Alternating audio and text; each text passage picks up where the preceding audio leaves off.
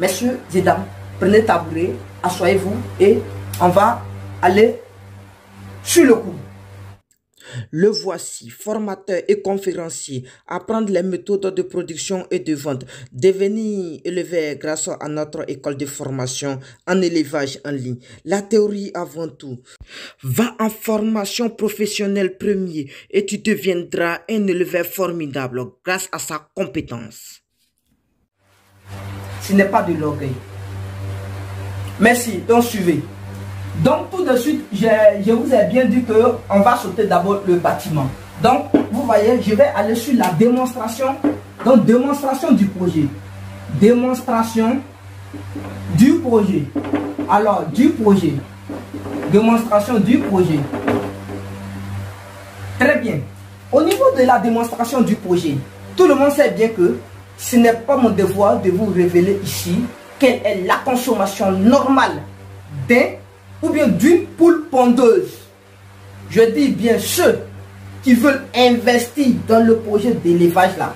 Si vous voulez investir en poule pondeuse là, posez la question d'abord à vos fournisseurs ou bien à vos techniciens. Celui qui va surveiller vos fermes là, posez-lui la question. Une poule pondeuse aura combien de quantités d'aliments jusqu'à la fin de ses jours dans ma ferme? C'est-à-dire de un jour, ça veut dire le jour où le poussin a adoué jusqu'au... Parce qu'on sait bien qu'un poulet de chair va faire plus de 1 an et demi, donc 24 mois, 2 mois, 2 ans plus tôt.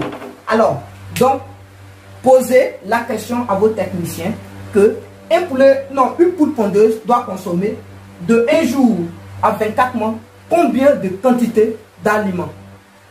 Je vous affirme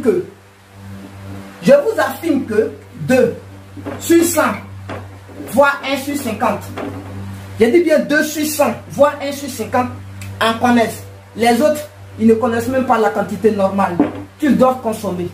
Parce que j'ai tenu des discussions avec certains fermiers, avec certaines personnes qui me disaient qu'ils étaient des techniciens, mais quand je leur pose des questions, ça a tendance à renverser. Ça ne me répond jamais. Et je vous affirme que tous les techniciens dont moi j'avais rencontré, posaient la question, il y a seulement qu'un qui a réussi à me donner exactement la réponse. Et après, il s'est rendu compte que j'étais aussi son collègue. Vous voyez, c'est compliqué. C'est compliqué. Je ne vous donne pas, hein, cherchez avec vos techniciens. Ceux qui sont avec moi là, si je ne vous ai jamais dit là, allez, posez-moi les questions. Voilà, posez. Ils ont des pages. Voilà, ils ont dans mon WhatsApp là, ils ont ceux qui sont avec moi là, ils sont reconnus. Donc, à n'importe quelle question, eux, je réponds sans problème. Voilà. Donc, ceux qui se sont cachés pour aller investir là, dans le projet d'élevage là, posez les questions. Si vous connaissez aujourd'hui le nombre total qu'une poule pondeuse doit consommer jusqu'à la finition, je t'affirme que à travers ce nombre, tu vas déterminer la quantité normale que toute la bande va consommer jusqu'à la sortie. Mais lorsque tu ne connais pas la quantité normale qu'une poule pondeuse doit consommer jusqu'à l'âge d'abattoir, je t'affirme que tu serais incapable de déterminer la quantité normale qu'il doit consommer. C'est pour dire que tu travailles pas pour devenir, ou bien pas pour acheter un mouton, mais plutôt le contraire. Parce que certaines fois, tu ne vas jamais te retrouver dans l'argent.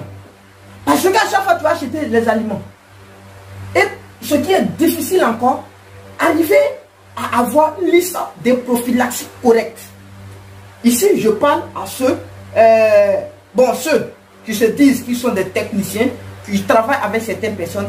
Ayez une prophylaxie correcte pour ne pas que demain, ça crée des problèmes, pour ne pas que les investisseurs dans le projet d'élevage aient des problèmes demain, soient confrontés d'acheter des milliers de médicaments alors que ça ne sert à rien. Si tout est bien planifié, je vous affirme que élevage là, quand on parle de vaccin veto là, c'est pas cher.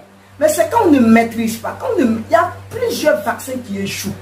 Et quand tu ne maîtrises pas les conditions dans lesquelles tu dois conserver le vaccin jusqu'au jour de l'utilisation, ça veut dire, si ça a déjà échoué là, tu vas penser que non, c'est toujours valable. Et quand tu vas administrer ça maintenant sur les poules, ça ne va pas faire effet. C'est pour cela que à chaque fois les gens disent non, aliment c'est pas bon, ils ont fait les vaccins c'est pas bon, ils m'ont donné des mauvais poussins, tout excès nuit. La quantité n'est pas ça. La qualité du produit n'est pas ça, parce que tu l'as mal conservé, parce que tu ne connais pas les conditions dans lesquelles le médicament doit être conservé et tu ne connais pas aussi la date à laquelle tu devrais faire sortir le médicament à la pharmacie vétérinaire. D'autres se disent non, dès que je commence, j'achète tous mes produits et puis je les stocke. Quand ça arrive, je m'en vais enlever et puis c'est faux.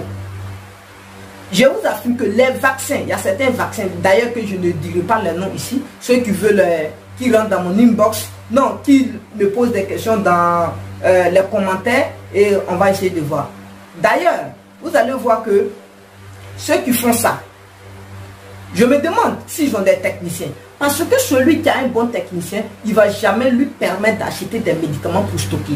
Bien vrai qu'il peut avoir des manquants. C'est pourquoi, toujours, il faut être en contact avec ton vétérinaire. Il faut être en contact avec les pharmaciens pour dire que, pardonnez, j'aurai besoin de temps ou de temps. Ou bien vous payez votre argent et ils conservent vos médicaments là-bas. Quand la date serait presque arrivée, il y a des jours que toi-même tu peux aller prendre le produit pour venir garder sur toi. Ça va faire que la température du médicament va jamais dépasser ou bien va jamais être en dessous. Voilà, parce que les médicaments, la majorité des médicaments sont gazeux. Vous ne comprenez pas. Pourquoi? Par exemple, il y a certains médicaments, quand vous envoyez, on vous demande non, de plonger les mains en bas de l'eau. Vous mettez les mains dans l'eau, en bas de l'eau, et vous ouvrez le médicament dans l'eau. Vous savez pourquoi? Est-ce que vous avez une fois fait l'expérience de l'ouvrir à l'air libre? Ouvrez-le à l'air libre, une fois vous allez voir ce qui va se passer. Donc si tu sais ce qui va se passer, c'est pourquoi tu vas mettre ça dans l'eau. Donc si tu mets dans l'eau pour l'ouvrir, tu ne vas rien constater. Et si tu l'ouvres dans l'air libre, s'il est bon, vous allez voir que le médicament va se vaporiser. Mais s'il n'est pas bon, vous allez voir que ça va former un solide dedans. Et ça veut dire c'est gâté. Et d'autres personnes, je vous affirme, qui le font.